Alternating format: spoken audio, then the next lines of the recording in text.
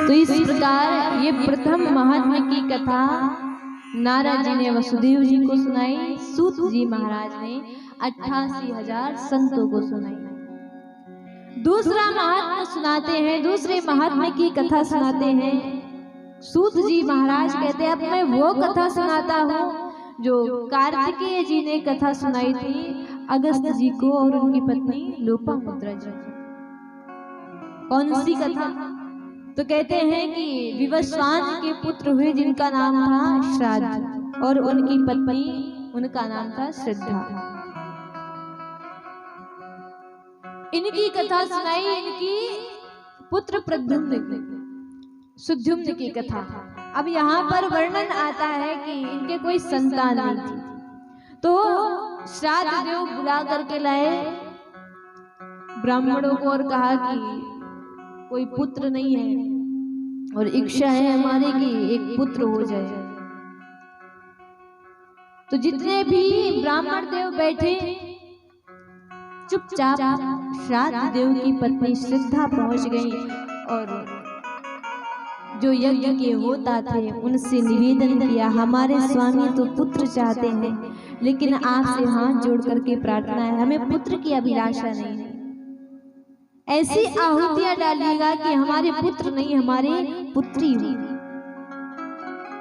तो अब जब पत्नी ने कह दिया कि हमें तो कन्या चाहिए, वैसे ही मंत्रोच्चार करके आहुतियां डाली। हुआ क्या? प्रसाद प्राप्त हुआ, भगवती की कृपा हुई, एक गर्भवती हुई, पुत्र नहीं हुआ, एक कन्या को जन्म दिया। और जैसे ही देखा कि कन्या हुई है तो श्राद्ध देव को बड़ी चिंता हुई। विचार किया कि हमने तो यहाँ पर विचार किया था, इसलिए यज्ञ किया था कि हमारे कोई पुत्र हो जाए और यहाँ पुत्र तो हुआ नहीं, यहाँ तो कन्या हो गई। देखा राजा ने कन्या को, मन में ये चिंता उठती है, था यज्ञ किया बेटे के लिए, ये कन्या कैसे प्रगटी है, ये कन्या कैसे हो गई। पहुंच गए वशिष्ठ जी के पास, वशिष्ठ जी की शरण में गए तो वशिष्ठ जी ने ध्यान से सारा का सारा वृत्तांत जान लिया और कहा कि ये कन्या आपकी पत्नी के कारण जन्मी है। आपने यज्ञ किया पुत्र के लिए, लेकिन आपकी पत्नी ने पीछे से कह दिया हमें कन्या चाहिए, इसीलिए वैसी ही आहुतियां डाली गई तो पुत्र नहीं हुआ, कन्या हुई। तो यहाँ पर इन्होंने कहा कि आप कुछ कृपा करिए, हमें तो पुत्र चाहिए, पुत्र की ही अभिलाषा है। भगवान की शरण में गए तो इला से उस कन्या का नाम इला रखा गया था। कन्या को, इला को पुत्र बना दिया और पुत्र बना करके उसका नाम सुद्युम्न रख दिया। पूर्ण संस्कार किए गए। जब युवा हुए तो एक समय हुआ क्या, ये कुछ अपने सैनिकों के साथ में आखेट पर गए हुए थे, वन में भ्रमण करते और मार्ग भटक गए तो चलते चलते आगे उस वन में पहुंच गए जो वन श्रापित था। कैसा श्रापित? भगवान शंकर जी ने उस वन को ऐसा श्राप दिया था कि इस वन में यदि कोई पुरुष प्रवेश करता है तो पुरुष प्रवेश करते ही स्त्री बन जाएगा। और ये बात सुद्युम्न जानते नहीं थे। हुआ क्या, ये प्रवेश कर गए। जब ये कथा सुन रहे थे तो संत कहते हैं कि शंकर भगवान ने श्राप क्यों दिया था उस वन को।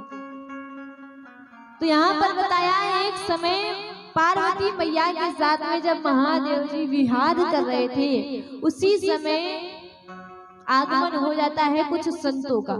और संत का आगमन होते ही जब ऐसी दशा में शिव और पार्वती को देख लिया तो मुख घुमा लिया। संत तो वहां से चले गए, पार्वती मैया को बड़ी लाज आई। उठ करके वो दूसरे स्थान पर चुपचाप बैठ गई। अब मुख पर लाज देख करके, लज्जा देख करके भगवान शंकर जी ने उन्हें प्रसन्न करने के लिए कह दिया, जाओ देवी आज से कोई भी पुरुष अगर इस वन में आएगा तो इस वन में प्रवेश करते ही वो पुरुष नारी बन जाएगा, स्त्री बन जाएगा। तब से पुरुषों का वहां जाना वर्जित हो गया, कोई भी वहां जाता ही नहीं था। तत् आरभ्य तम देशम पुरुषा वर्जयन्ति ही तत्र प्रविष्टा सुद्युम्नो बभूव प्रमनोद। अब सुद्युम्न जानते नहीं थे, प्रवेश कर गए। हुआ क्या, स्वयं भी स्त्री बने, जितने सैनिक थे वो भी स्त्रियां बन गए, यहाँ तक कि जिन घोड़ों पर बैठ करके गए थे वो घोड़े भी घोड़ियां बन गए। अब विचार करने लगे अब कहाँ जाएं, अब वापस तो जा नहीं सकते ऐसी दशा में। तो चलते चलते पहुंच गए, एक आश्रम दिखा और वो आश्रम था बुद्ध का। नारी रूप में जब सुद्युम्न को बुद्ध ने देखा, आकर्षित हो गए, पास में गए, इतना आकर्षित हुए विवाह कर लिया, वहीं पर रहने लगे। बुद्ध के माध्यम से इनके एक पुत्र हुआ जिसका नाम रखा गया पुरुरवा। परंतु जब याद आ जाती है कि मैं पूर्व में क्या था तो सुद्युम्न बड़े ही दुखी होते हैं। अब विचार कर रहे कि हम करें तो करें क्या। वशिष्ठ जी की शरण में गए। वशिष्ठ जी ने कहा एक काम करो, शिव जी की आराधना करो, स्तुति करो। अगर शंकर भगवान प्रसन्न हो गए ना तो वही कृपा कर सकते हैं, अब मेरे हाथ में कुछ नहीं है। शंकर जी की आराधना की, शिव जी प्रसन्न हुए, प्रसन्न होकर के वरदान दिया कि देखो मैं अधिक कुछ नहीं कर सकता, यदि चाहते हो कि पुरुष बन जाओ तो मैं केवल इतना कर सकता हूँ, 1 मास तक तो तुम पुरुष रहोगे और फिर जैसे दूसरा मास आरंभ होगा उसमें तुम्हें स्त्री बनकर रहना पड़ेगा। विचार किया अभी के लिए इतना ही बहुत है कि 1 महीने तो पुरुष बन जाए, कम से कम राजपाट तो देखे जा करके अपना। अब 1 महीने तक तो ये सुद्युम्न बनकर राजा बनकर के राज का संचालन करते हैं, राजपाट देखते हैं, और जैसे दूसरा महीना आरंभ होता है ये पुनः स्त्री बन जाते, तो ये अंतःग्रह में जाकर रहने लग जाते हैं। अब प्रजा भी बड़ी परेशान कि ये कैसा राजा है, 1 महीने तक दिखता है और 1 महीने बाद पता नहीं कहाँ चला जाता है। ऐसा कहीं भला कहीं का राजा होता है जैसे हमारे ये राजा है। बड़ी विडंबनाएं आने लगी, बड़ी समस्याएं आने लगी। तब यहाँ पर कहा कि प्रभु कुछ कीजिए, ऐसे तो काम बनने से रहा।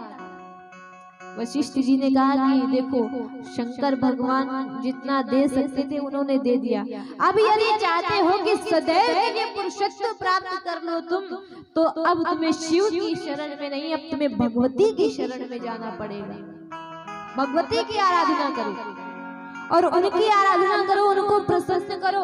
9 दिन तक देवी भागवत कथा सुनो।